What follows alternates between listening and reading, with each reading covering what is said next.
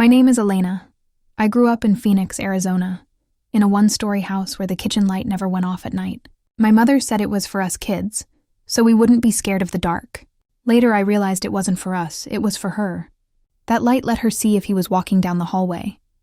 We were a Mexican family in an American desert. Spanish at home, English at school. My parents came here with the idea that hard work could fix anything. My mother cleaned offices. My father worked construction. Every payday he came home with dust on his boots and beer on his breath. They said we were lucky to have both parents.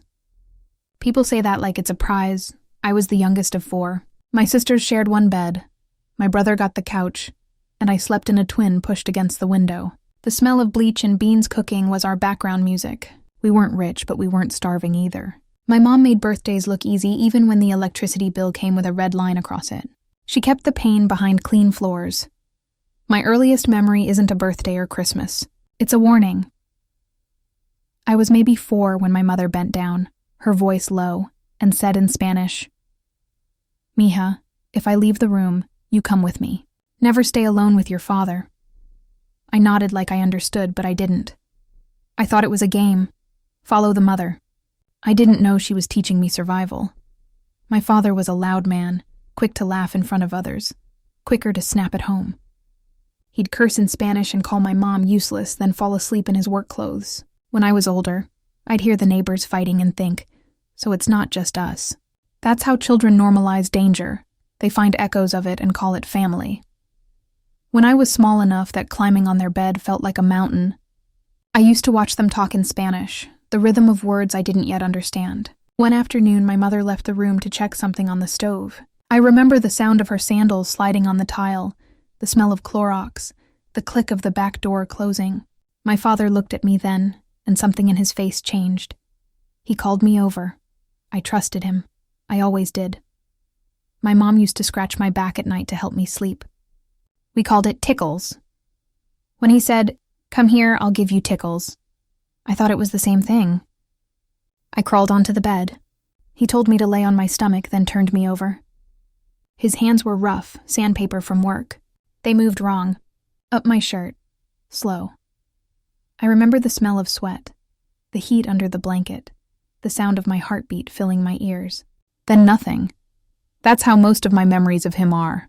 Sharp at the start, empty in the middle, blurry at the end. The mind erases what it can't survive. Afterward, I jumped off the bed. He asked where I was going. I said, "On to the bathroom." He laughed. I ran. I remember my feet sticking to the kitchen tile, the light buzzing above me, my mom's voice humming from somewhere else in the house. For years, I told myself that maybe I dreamed it. That's what children do when no one confirms their pain. They file it under imagination. At night, I peed the bed. I was ashamed, but I couldn't stop. My mother said it was because I was lazy about getting up. She didn't know that my body was sounding an alarm that nobody heard. Our home always had noise. Spanish TV, my father's boots, the hum of the fridge. But there was another sound. Quieter. The silence that came when my mom left the room. That silence meant be careful. Sometimes I'd see my mother pause when he called my name. Her shoulders would stiffen. I think she knew more than she said. Maybe she thought keeping us fed was her form of protection. Maybe she thought, if I stay quiet, I can keep them all alive. Women like her were taught that endurance is love.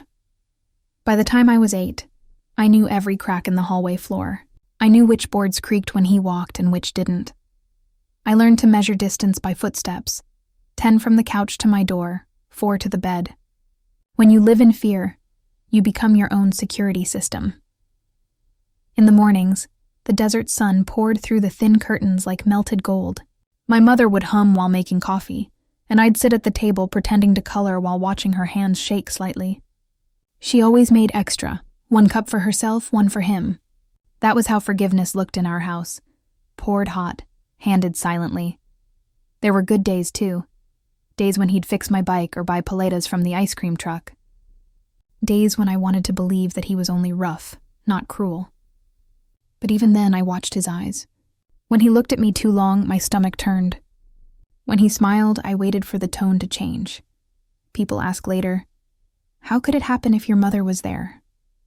I want to say, because love and fear can live in the same house, eat at the same table, sleep in the same bed. Because survival for women like my mother meant not seeing. My name is Elena, and in our house, silence was the language of safety. Every night the kitchen light stayed on, and I learned to sleep facing the wall, eyes half open, waiting for footsteps that might never come. I used to think that light was for me. Now I know. It was for her. The house sounded the same from the outside.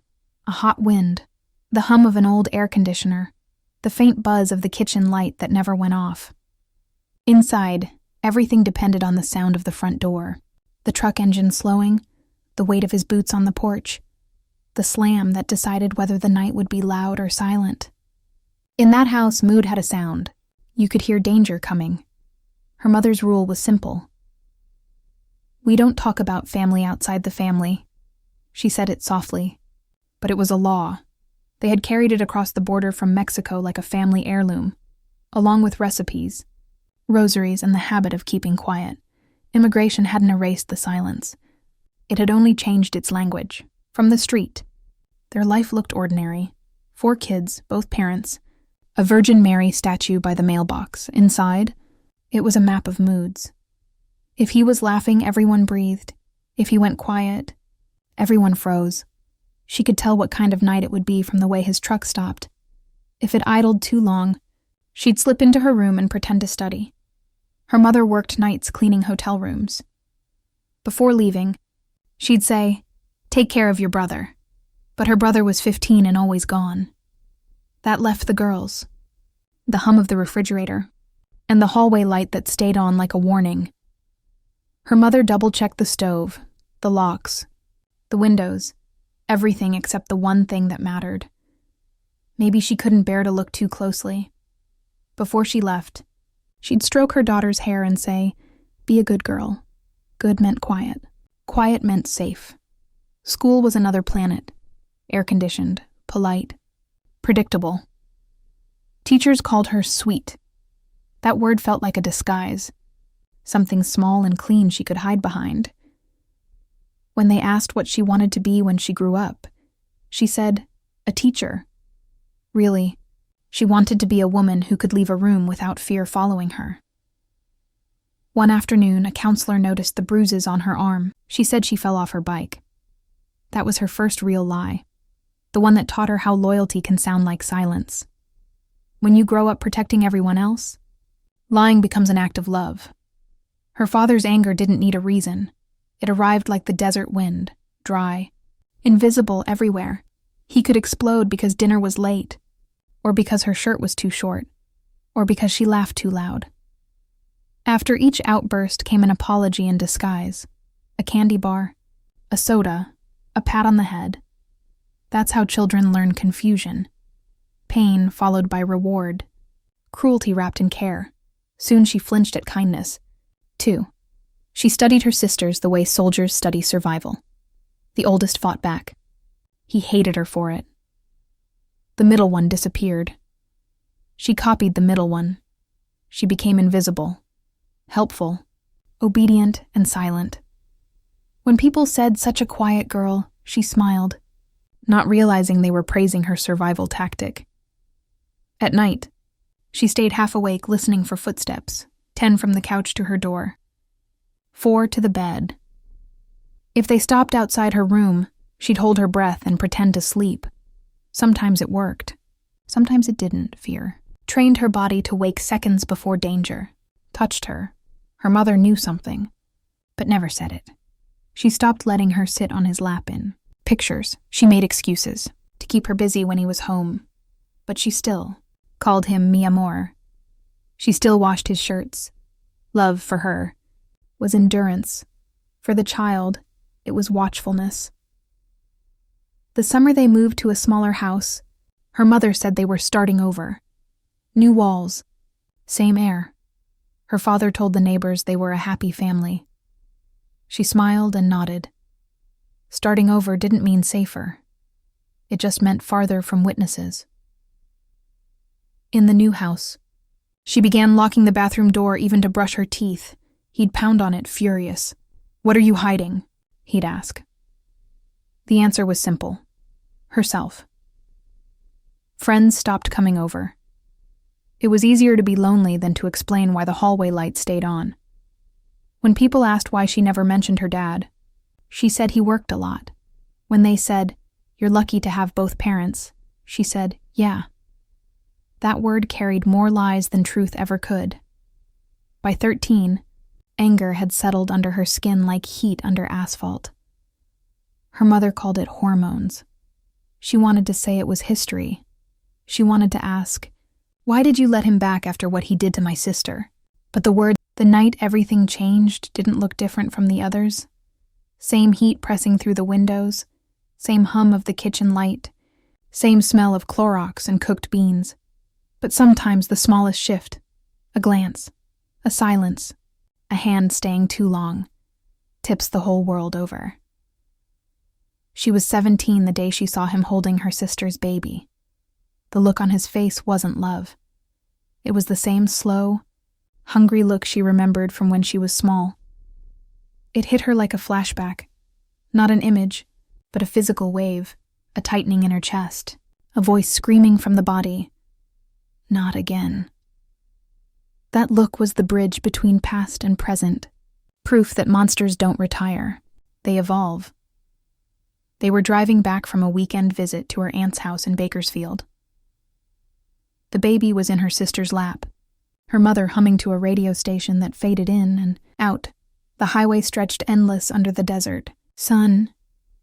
She couldn't stop thinking about the look. She couldn't stop seeing it. Her throat burned with words she'd buried for years. And then, out of nowhere, they came out. "I need to tell you something," she said. At first, her mother didn't respond. She kept driving. Then, softly, "What?" The words tumbled out half-finished, fragments of years, details she wasn't sure were real until they hit the air. She told her about the nights, the fear, the door cracking open, the touch she couldn't erase. Everything that had been hidden now floated in the air between them. Her mother said one sentence, low and trembling. "You'll never have to see him again." It sounded like a promise. She wanted to believe it. For a while, she did. Her father was gone from the house. The light in the hallway suddenly felt less necessary. She slept. Really slept, for the first time in years. When she woke, she made coffee for her mother, helped with laundry, felt like maybe life could start again. That lasted 31 days. Then her mother came home one afternoon, eyes red, holding her purse like it was too heavy. "Your dad's sick," she said. The words sounded almost gentle, like an apology in disguise. "He has something wrong in his stomach. A tumor, maybe cancer. I can't leave him on the street. That's..." When the promise broke, not with shouting, with surrender. He was coming. Back. Sickness had made him sacred. "Again," her brother cried. Her oldest sister cried. She stood in the corner and felt nothing but relief. That he was suffering, then guilt for feeling relief, then rage for feeling guilt. That's what trauma does. It tangles morality until even justice feels dirty. When she said, "You can't bring him back," her mother whispered, "You don't understand." She did. She understood too well. She understood that in her mother's mind, being a good wife still mattered more than being a safe mother. She understood that forgiveness was just another word for denial. He came back with the smell of hospitals and morphine. Thin, pale, slower, but the eyes were the same. Predators don't need strength. They feed on access. The house became a minefield again. The kitchen, the hallway, the bathroom, all dangerous zones. Her mother told her, "Just lock your door, Mija. He won't bother you." As if a lock could protect her from memory. She stopped going to school. The first morning away from home didn't feel like freedom. It felt like absence. No voices, no footsteps, no smell of bleach. Just heat and silence. She sat on the curb with her backpack beside her, watching the street wake up. Dogs barking, sprinklers sputtering, the city stretching its limbs. No one noticed her. That anonymity was both terrifying and holy. She spent that day drifting, convenience stores, bus stops, parks with broken benches, the world. She realized has two kinds of people, the ones who have a place to go and the ones who don't. She was suddenly the second kind. By nightfall, she was hungry, dizzy, half asleep on a bus stop bench when her phone buzzed. A message from her best friend. "Michaela, come over. My mom said it's okay." That text felt like a rope thrown into deep water. Michaela's house was small, cluttered, warm. Her mother, Molly, opened the door and hugged her without asking anything. No interrogation, no pity. Just a hug that lasted long enough to remind her what safety felt like. That night she slept on the couch, blanket tucked under her chin, a dog curled near her feet. She dreamed, but not of fear, just of nothing, and nothing felt miraculous. Days turned into weeks. She helped around the house, washing dishes, babysitting, folding laundry. Molly treated her like a daughter, not a guest. Every morning there was coffee waiting, breakfast already made. It confused her, this easy kind of care. No one in her family had ever cared gently. Love to her had always meant endurance. Now it meant eggs and toast and sleep a little longer if you need to. She got a call from her mother once, short and clipped. "Come home. You can't live off strangers." She almost laughed. "Strangers don't hurt you." But she didn't say it. She just hung up. It didn't take long for the guilt to find her. Guilt always travels light. It catches up easily. She missed her siblings, especially her youngest sister. Sometimes she wondered if they thought she'd abandoned them. Other times she feared they were relieved she was gone. That without her, the house was quieter, survivor's guilt. Her therapist later called it. At the time, it just felt like shame. Michaela told her about a local shelter called Hope of the Valley. "They help girls like us," she said. Elena didn't believe there were girls like her. Then she met them. Young, old, quiet, loud, all carrying invisible bruises, all experts at pretending to be fine. At the shelter, for the first time in years, she wrote her real name on a form without shaking. They gave her a small room, a bed with a gray blanket, a plastic dresser. No one banged on the door. No one looked through the cracks. The silence was thick, but it wasn't threatening. It was healing. The counselors talked. The shelter was supposed to be temporary. A few months, they said.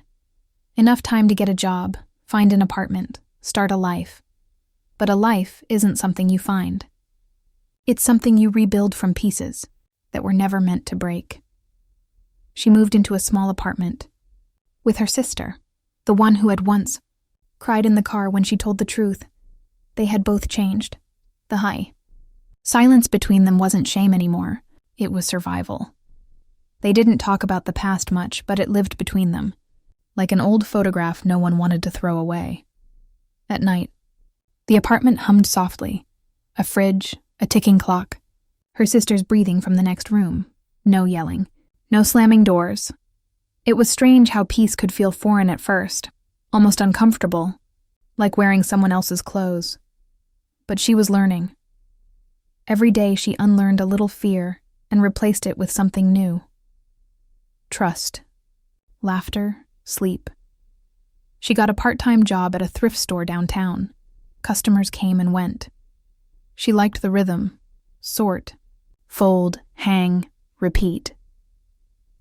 There was something healing about giving new purpose to what others had thrown away.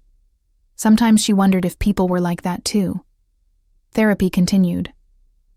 Her therapist, a soft-spoken woman with kind eyes, once asked, "Do you think you'll ever forgive your parents?" She didn't answer right away.